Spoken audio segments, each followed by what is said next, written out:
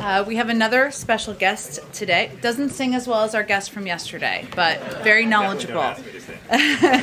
Today, we have a special guest, a Surgeon General Vivek Murthy. The Surgeon General has been one of our leading voices on public health in the administration, in particular around the COVID-19 response.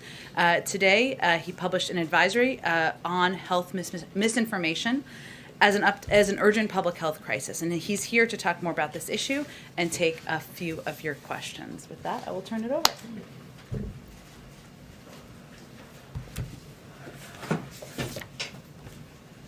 Hello, everyone. How are you? It's nice to see you all today, and thank you, Jen, for that very kind introduction. As all of you know, we've come a long way in our fight against COVID-19, and we've come a long way thanks to the efforts of many, many people across communities in the United States. Right now, we are seeing COVID deaths markedly down from their peak in January. We have 160 million people who have been fully vaccinated, and hundreds of thousands of people each day are choosing to get vaccinated. That is all good news. But we are not out of the woods yet.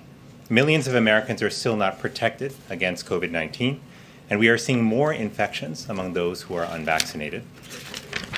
And that's why I want to talk to you today about one of the biggest obstacles that's preventing us from ending this pandemic. Today, I issued a Surgeon General's advisory on the dangers of health misinformation. Surgeon General advisories are reserved for urgent public health threats. And while those threats have often been related to what we eat, drink, and smoke, today we live in a world where misinformation poses an imminent and insidious threat to our nation's health. Health misinformation is false, inaccurate, or misleading information about health, according to the best evidence at the time.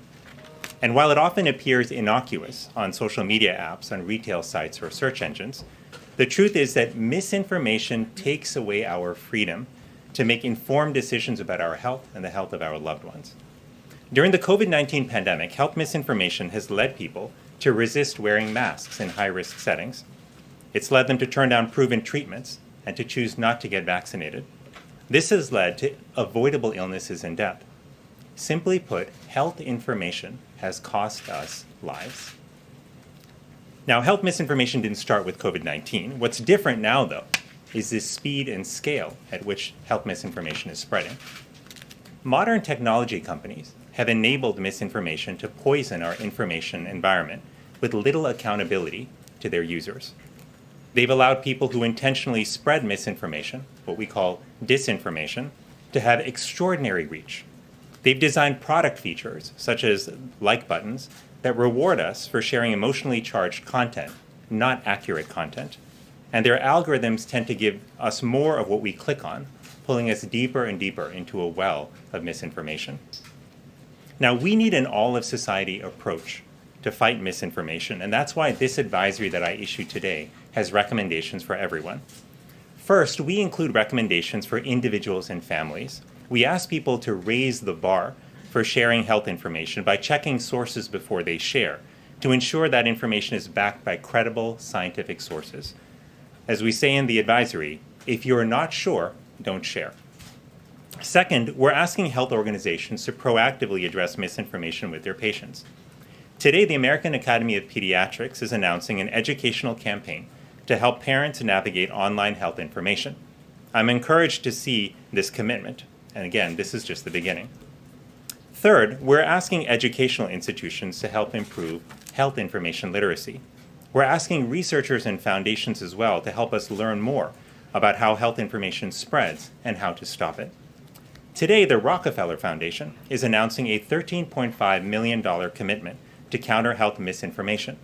The Digital Public Library of America is announcing that they will convene a set of librarians, scholars, journalists, and civic leaders to confront health misinformation together. Fourth, we are saying we expect more from our technology companies. We're asking them to operate with greater transparency and accountability. We're asking them to monitor misinformation more closely. We're asking them to consistently take action against misinformation super spreaders on their platforms. Fifth, we're also asking news organizations to proactively address the public's questions without inadvertently giving a platform to health misinformation that can harm their audiences. And sixth, We know that government can play an important role too, by investing in research, by bringing individuals and organizations together to address misinformation, and by supporting groups that are working on this issue. On a personal note, it's painful for me to know that nearly every death we are seeing now from COVID-19 could have been prevented. I say that as someone who has lost 10 family members to COVID-19 and who wishes each and every day that they had had the opportunity to get vaccinated. I say that also as a concerned father of 2 young children who aren't yet eligible for the vaccine. But I know that our kids are depending on all of us to get vaccinated to shield them from this virus. Every week, I talk to doctors and nurses across our country who are burning out as they care for more and more patients with COVID-19 who never got vaccinated, all too often because they were misled by misinformation. We must confront misinformation as a nation.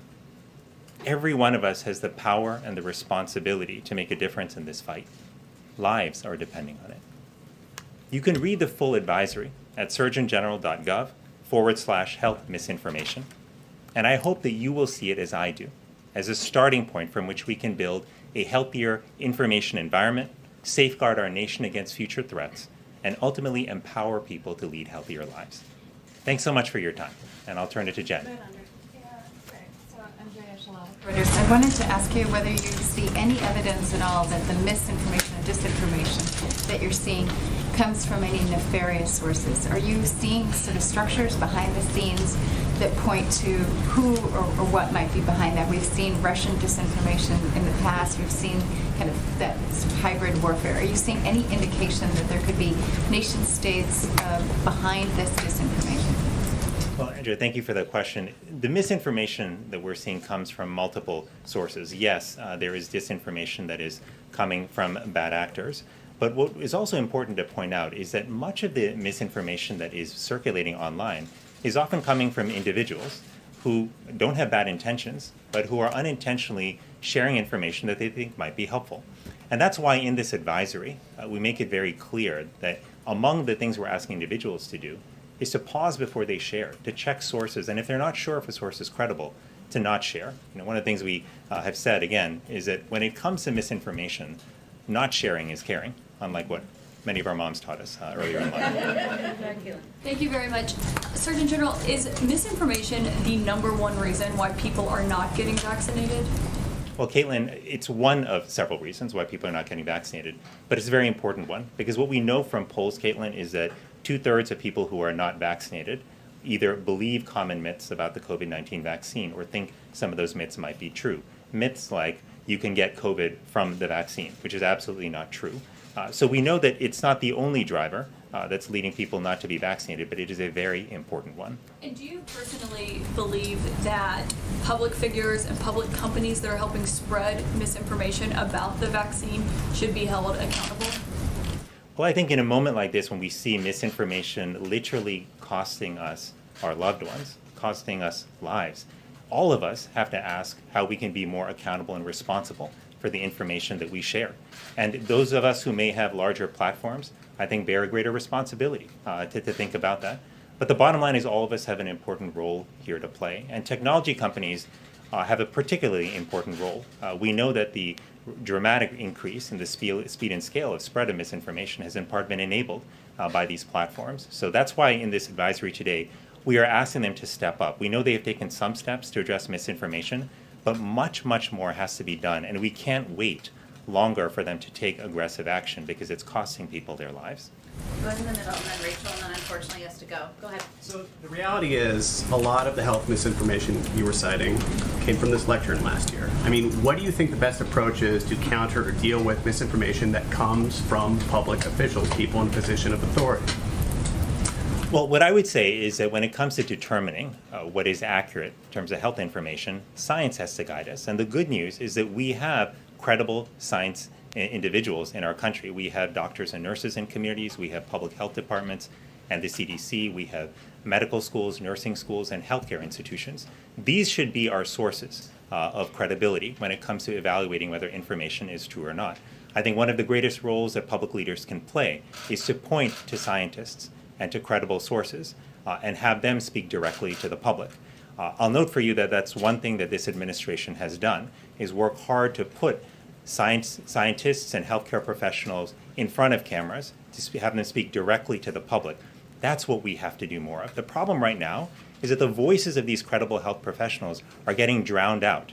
And that's one of the reasons we are asking technology companies to help lift up the voices of credible health authorities. It's also why they have to do more to reduce the misinformation that's out there so that the true voices of experts can shine through.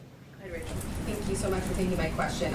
So are there specific elected leaders that you believe are part of the problem with pushing this misinformation? And we had an ABC News Washington Post poll that showed that 93% of Democrats say they're vaccinated or will be vaccinated, but only 49% of Republicans say the same. So how do you break through to the people who may be trusting some of these elected leaders that are pushing maybe some of this misinformation more than they actually trust members of your own administration?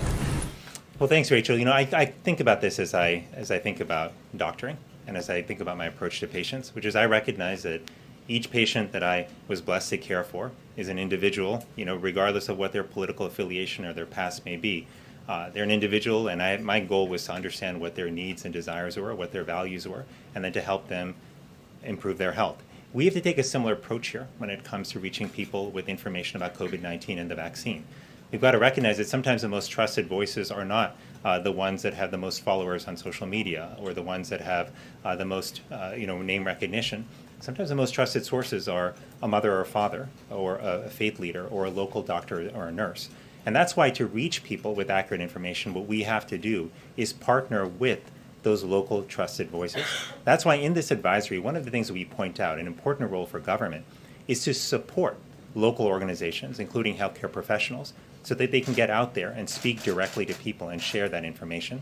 These public health efforts move at the speed of trust. And we have to recognize where trust is, where those relationships are, invest in them, support them, so that people can ultimately get the information they need to improve their health.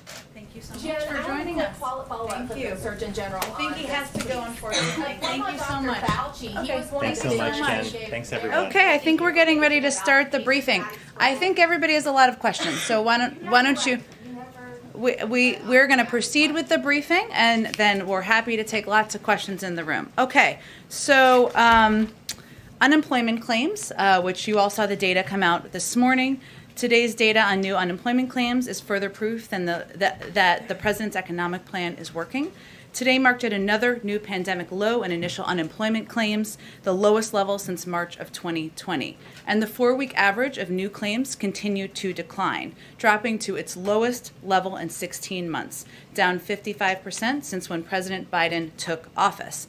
This is evidence of the strengthening labor market we're seeing across the economy. Unemployment is down, wages are up, and 3 million new jobs have been created in 5 months, the fastest rate in U.S. history. We just gave you a few headlines over here, just in case you haven't read all of your own coverage. And because of the president's rescue plan and his work curbing the pandemic, the United States is expected to return to full employment by next year instead of 2024, which was the projection when the president first took office. Another piece of news today, we heard the president, of course, announce today that $15 billion in child tax credit payments were distributed to tens of millions of families, covering 60 million children. Working families will receive these payments on the 15th of every single month for the next year, thanks to the American Rescue Plan. 86% of American families will receive their payment by direct deposit. It will show up in their bank accounts as Child CTC. Others will receive their check in the mail today or in the next few days. And just as a reminder, the American Rescue Plan is providing the largest ever child tax credit, and this is a historic increase that will provide middle-class families with critical tax relief, and many project it will help cut the child poverty rate in half. I have a little update for all of you on ransomware as well as vaccines, and then we'll get to your questions.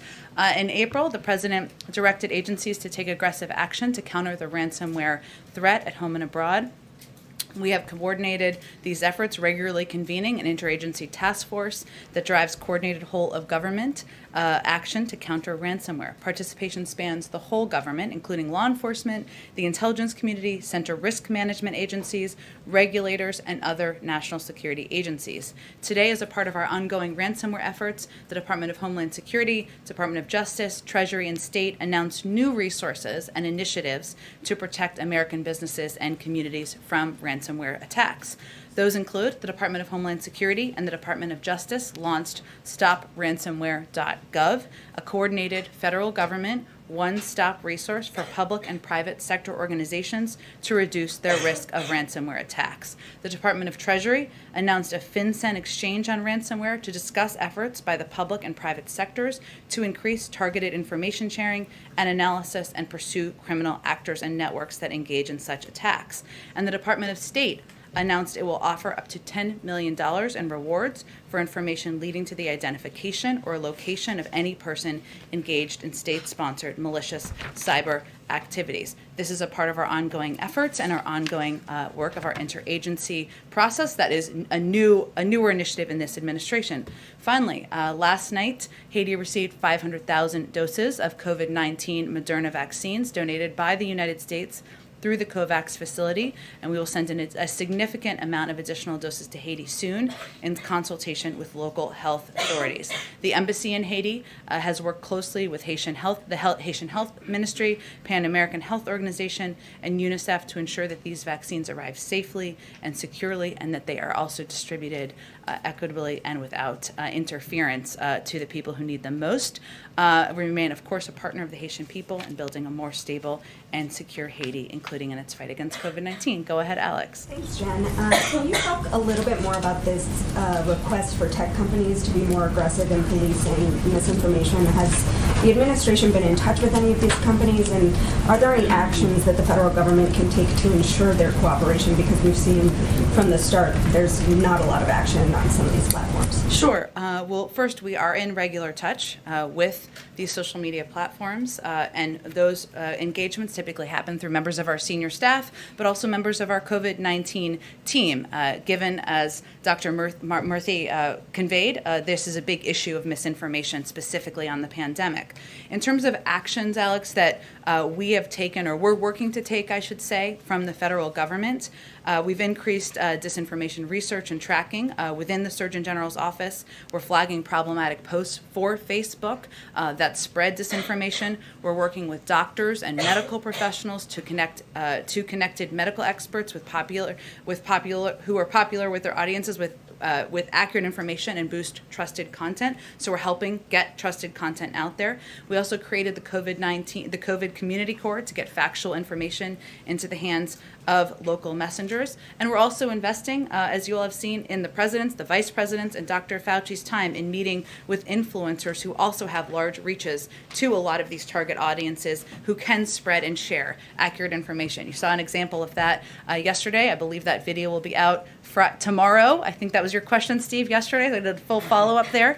There are also proposed changes that we have made to social media platforms, including Facebook, and those specifically are 4 key steps. One, that they measure and publicly share the impact of misinformation on their platform. Facebook should provide publicly and transparently data on the reach of COVID vaccine misinformation, not just engagement, but the reach of the misinformation and the audience that it's reaching. That will help us ensure we're getting accurate information to people. This should be provided not just to researchers, but to the public, so that the public knows and understands what is accurate and inaccurate.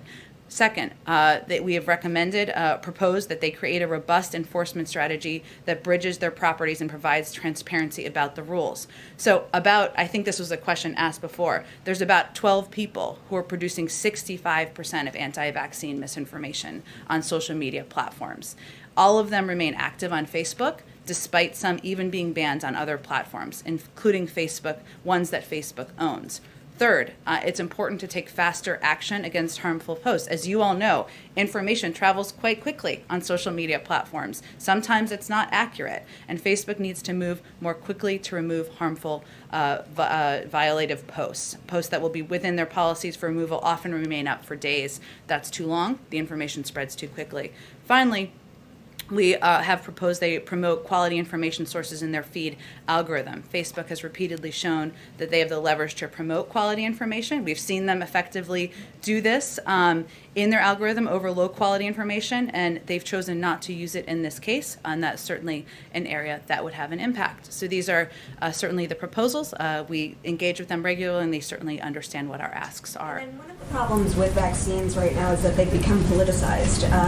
You guys, the White House, has obviously made the calculation that it's important to be more aggressive in confronting misinformation, but is there at all a concern that that could backfire and further contribute to politicization, and is there anything that you can do to prevent that at this point? Well, you're absolutely right, I should say, Alex, in that we have to be very careful, and we are mindful of being quite careful of not politicizing the effectiveness of vaccines, the fact that they can save lives, young people, old people, middle-of-the-road people.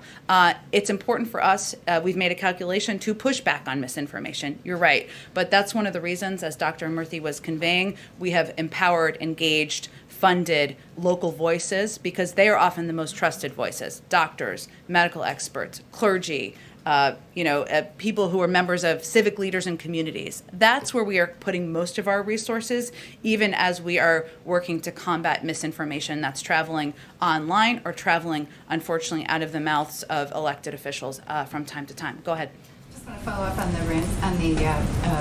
ransomware Sure. question. So the president told us last week that there's this meeting tomorrow of the U.S.-Russian working group on ransomware. Can you say a little bit more about that It was meeting? actually yesterday. Okay. And can you give us any kind of a further readout of what decisions were made, if any? Last week, the president also said that it made sense to potentially go after servers that were being used in these ransomware attacks. Has the administration made any decisions about whether to proceed with that kind of action? So I would say that the meeting, which I believe was yesterday, I will double confirm for you, Andrea, and for others, but is part of ongoing engagement that has been occurring at the expert level since the president met with President Putin. So it's been ongoing. No one meeting is necessarily decisive. It's about having a continued discussion about our expectations and steps that need to be taken to address ransomware attacks, cyber attacks, and what the capacities are and information, of course, that we have. In terms of specific actions, the president, of course, reserves the right and the option to respond in a time and a manner of his choosing, should he believe actions warrant. But I'm not going to preview that from the podium today or probably any day. Go ahead. So a senior administration official had told us in the aftermath of that conversation that we should expect action within days and weeks, and some of it would be visible, some of it would not be visible. I understand that you can't share a lot of information, but can you say whether any action has in fact been taken that perhaps is not visible to us? There's nothing more I can preview or detail for you from here. I certainly understand the interest. Go ahead. The president has designated $10 billion for testing in schools, but we've seen some states like Idaho and Iowa, they say they don't even want the money. So is that a mistake, and who should be held responsible if children in those schools get sick?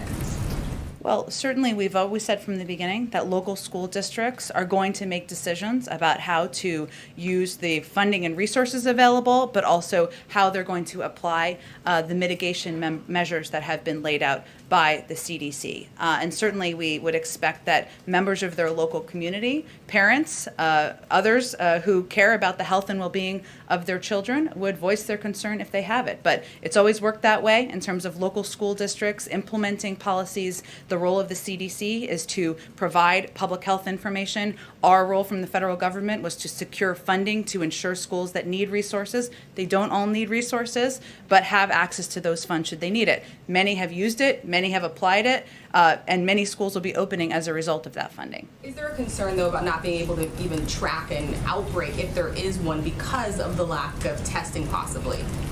Well, the CDC certainly does track where there is a rise in cases. As you see, they put out publicly available data. I expect they would continue to do that, but I would point you to them for more information on how they would track. Can I just ask one quick follow-up on inflation? We heard from the Fed Chair Jerome Powell. He's testifying on Capitol Hill this week. He noted that inflation has notably increased, but he believes that it will remain elevated in the coming months and before moderating. We've heard from Republicans who say the administration is sort of flooding the economy with cash. Even Democrats, like Senator Joe Manchin, I talked to him yesterday, he says that he has concerns about inflation. Is the White House underestimating the impact of all of this government spending that it will have on inflation?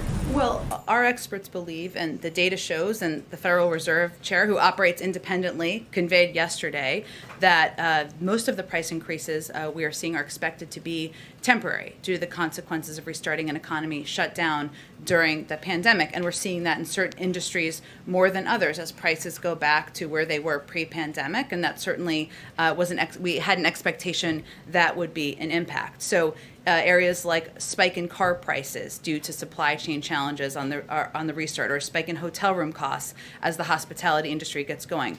A number of these are transitory, or they're impacted by other factors, including supply chain issues, which we're working with Democrats and Republicans to help address through the CHIPS legislation. But I want to be clear, we understand the threat that inflation poses. We will be vigilant as responses are needed. As it relates to legislation we're continuing to advocate for, the way to keep prices in our economy down is to increase the supply of goods that consumers want to buy and keep the costs of producing and getting them to market lower. That's exactly what the president's bipartisan infrastructure framework and the Build Back Better plans will do. And I would also remind you all, it's an 8-year investment in better roads, bridges, and transit systems. So this is not an immediate influx in the next few months of funding. It's over the course of several years, because this is a long-term issue. And it will also, as we work to pass the Build Back Better reconciliation package, increase the availability of childcare, more workers will enter the workforce, increasing our output and helping to keep prices down. So we are quite mindful of it. We do monitor it. I would also note the Federal Reserve, who's independent, has also projected that the inflation numbers will come down to about 2.2 next year from where they're projecting for this year, which is something we also watch closely. Go ahead, Caitlin. Are you confident that the government is going to be able to find the parents who qualify for the child tax credit but are outside of the tax system? Well, we have as you've seen, as we've implemented a number of our programs to date, we have a number of means of trying to identify individuals who are eligible for these programs. Some of it is by promotion in communities for individuals who may not have had to pay taxes or may not be in the system. And certainly we will be vigilant and do everything we can to reach every single person who's eligible, get out the word to communities that there may be people who are eligible even if they don't make enough money to pay taxes. So what are the other avenues specifically that you're using to find these parents? Well, I think you've seen us use a number of avenues in the past few months where there were not individuals as it related to our $1,400 checks that we put out just a few months ago. We put out a website where people could go if they had not paid taxes because they did not make enough money to pay taxes. We also, of course, work with local communities to get out and get the word out and make sure people know they are eligible. Again, I think that starting today, the vast majority of people who are eligible, of course, will get their checks through direct deposit and through direct checks. So we're talking about a small percentage of individuals who we would be looking to find. And of course, we will be vigilant about doing everything we can to find them. And one follow-up on that, will the president accept a spending bill that does not extend the tax credit for 4 years like he wants? Well, There are a range of details I know you are all eager to see and to have, and there's been reporting about it. We will certainly leave it to Leader Schumer and Democrats on the Hill to put out all of the specific details. But the president certainly understands that there could be changes even to his original proposal and even from here as the final negotiations continue. So he would accept that? Sorry. I'm not going to negotiate from here, Caitlin, but we'll look to see what the final package looks like. The president has advocated for an extension of the child tax credit because he thinks it is a benefit that helps working families. That's why he's proposed it in multiple packages, and we'll look to see the final details. Go ahead, Weijia. Jen, I know you said this is moving, but some Democrats have expressed they believe the child tax credit should be permanent. Does President Biden agree with that, or does he think the 4-year extension is adequate? Well, as you know, Weijia, he put in his proposal a 5-year extension. He certainly understands that there was going to be, and there was, a range of views. Some wanted it shorter, some wanted it longer, some didn't want it at all. That's part of the negotiations and the discussion. I think one of the calculations here that senators and Congress have to work through is what components can be worked through that you can pay for in the package. That's a factor as it relates to certainly to the child tax credit, which, as I understand, costs about $1 billion a year. So we'll let them work out the length of it, and we look forward to seeing the final details made public in the coming days. On the bipartisan bill, some Yeah. Republicans have just said that they're not prepared to vote on something that is not written yet. They just expressed this on the Hill. Senator Romney said it would be a dereliction of duty to vote, even procedurally, on something that has not been written.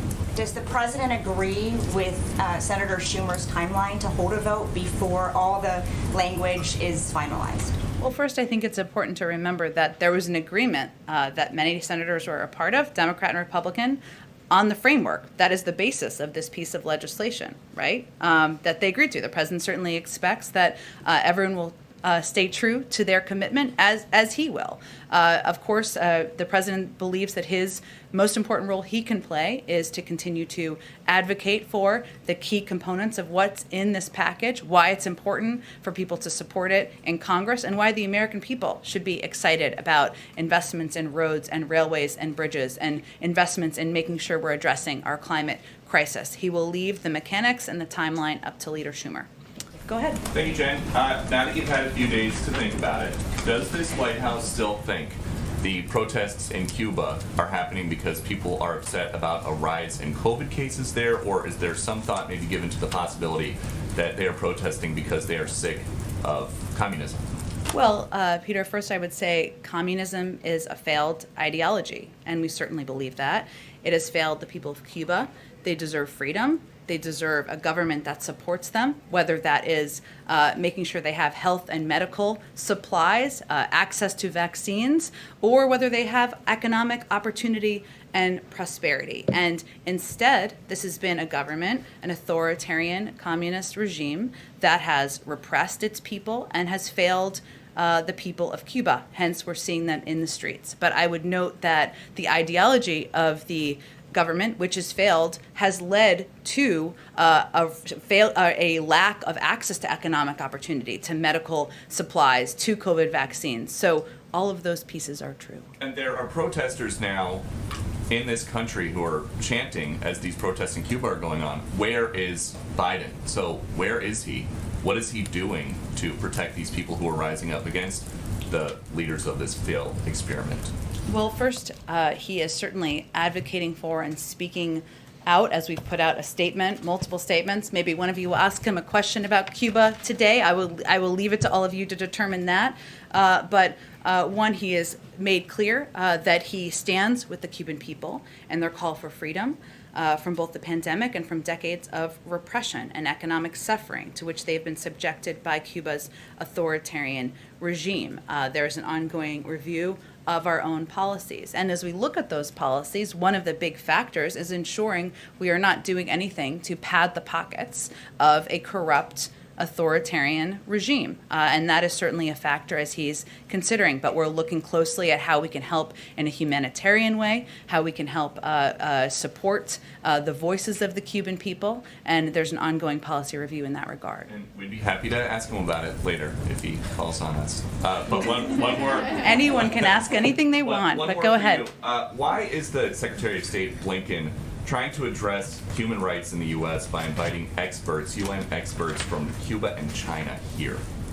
Well, first I would say that the Secretary put out an extensive statement on why he is why he believes that we need to play a role in lifting up and pushing countries to do better on human rights, on ending systemic racism in their countries. And certainly human rights is always going to be a priority for the Biden administration and for this State Department. As the Secretary said in his statement, he believes responsible nations must not shrink from scrutiny of their human rights record. Rather, they should acknowledge it with the intent to improve it, and also push and lift up and shine a light on other countries that need to do better. And that is the role we're playing here from the United States. But you just rattled off all these problems with Cuba. They've got dissenters disappearing down there.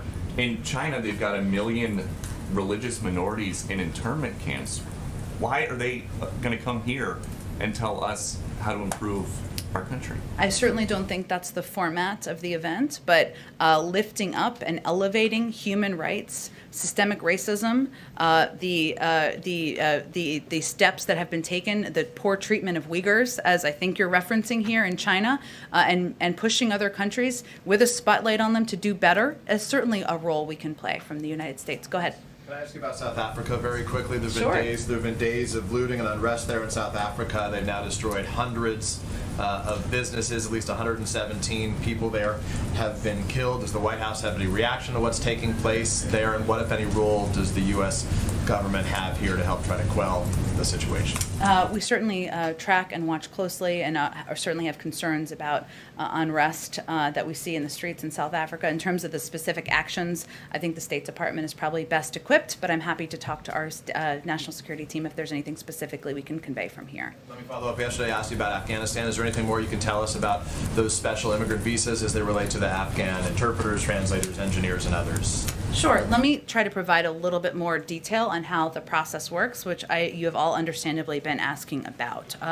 So as I've noted in the past, our immediate focus is on interested and eligible Afghan nationals and their families who have supported the United States and our partners in Afghanistan and are in the application pipeline. So translators, interpreters, others, their family members who are in the process. There are approximately 20,000 Afghans who have applied. So those are the individual interpreters or translators. That does not include their family members. And about half that have completed the necessary paperwork to move forward in the process. I believe also the State Department is going to do a more thorough briefing, but I'll just go through as many details as I can from here.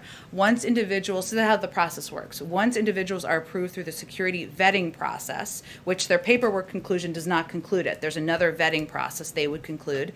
They may be eligible under a humanitarian parole. Under that parole, a large portion of that group could be relocated directly to a military base in the United States where they would receive medical checkups. Those who have not yet completed their background checks would first be relocated from Afghanistan to either a U.S. military base overseas or to third countries, where they will be safely housed until their visa processing is complete and they can be transferred to the United States. I would also note we are not considering any location or place for the third-party countries that would not be safe, would not treat them with respect, and would not ensure that they are treated humanely through the journey of their process. Also, on our vetting process, this is a thorough process. There are some of these individuals who have completed their paperwork and are in through the vetting process. Their family members may not be in the same stage of the vetting process, so that may have an impact too of the timeline and how, not the timeline, but of kind of how they're moved and where they are moved to. So, and the third country move would be temporary until they finalize their paperwork and security vetting process is complete. So that is a little bit more detail on the process. Hopefully that helps. Go ahead, Alex.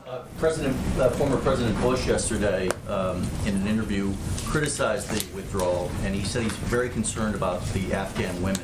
So what is the U.S. going to do to ensure the safety of those women in Afghanistan after we leave?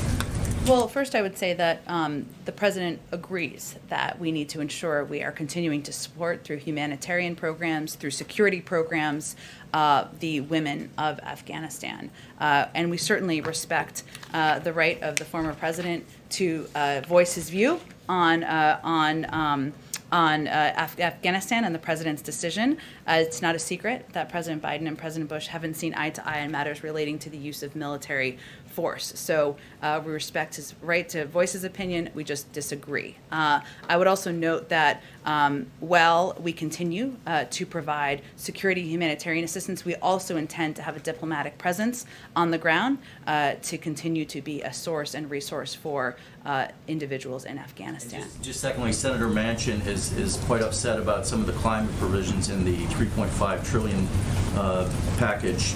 Is the White House reaching out to him? Is the White House prepared to move off of some of that, lessen some of those provisions? Well, we, of course, are in touch with Senator Manchin. I can assure you, as we are in touch with a number of senators who have been pivotal partners and will continue to be moving forward. I think there was one of the concerns I think I saw expressed, but tell me if this is what you were asking about, is fossil fuels. Is that the specific piece? So, well, of course, the plan and the package will go a long way in addressing the climate crisis, and that is a huge priority to the president, ensuring that these tax credits are in the reconciliation bill, which is something that did not make it into the bipartisan deal, is something the president has advocated for. And we're eager, of course, to pivot to a clean energy future. We don't intend to do so just by banning fossil fuels or leaving any working community behind. And what we'd certainly convey to any concerned individuals is that President Biden has formed an interagency working group to mobilize federal investments to support hard-hit coal, oil, and gas and power plant communities across the country. That working group has already identified $38 billion in existing federal resources that could be accessed by communities. We don't want to leave communities behind. We still think we can move forward in addressing our climate crisis. Go ahead, Steve. Sort of follow-up to that. First day of your presidency. Congratulations, I think. I don't know if it's congratulations. Seems hard to me. Go ahead. I wanted to ask a follow-up to Alex's question, and that is, how does the president see his role in the negotiation on the reconciliation bill? Is he an intermediary between some of the more liberal elements of his party and Senator Manchin? Is he a closer? Is he directly involved in this? And he went up to Capitol Hill yesterday. What's he going to be doing in the weeks ahead? He's going to be available for whatever is needed to get these bills across the finish line. And a lot of the discussions are happening certainly at a staff level. As you all know, we have a number of very experienced individuals here who have gotten a lot of bills across the finish line. Steve Ricchetti, Ron Klain, Louisa Terrell, and many beyond them. They are playing a big role, Brian Deese, in discussing and having conversations with members. A lot of the discussions, though, are primarily between the Democratic members themselves about what the final package and the final details look like. Leader Schumer and his team will put out the final details on the timeline that works for them. But I will tell you, the president is available. He's ready. He's pick up the phone. He'll host people. He'll have snacks, drinks, whatever is needed in order to get these bills across the finish line. And I think leaders in Congress certainly know that.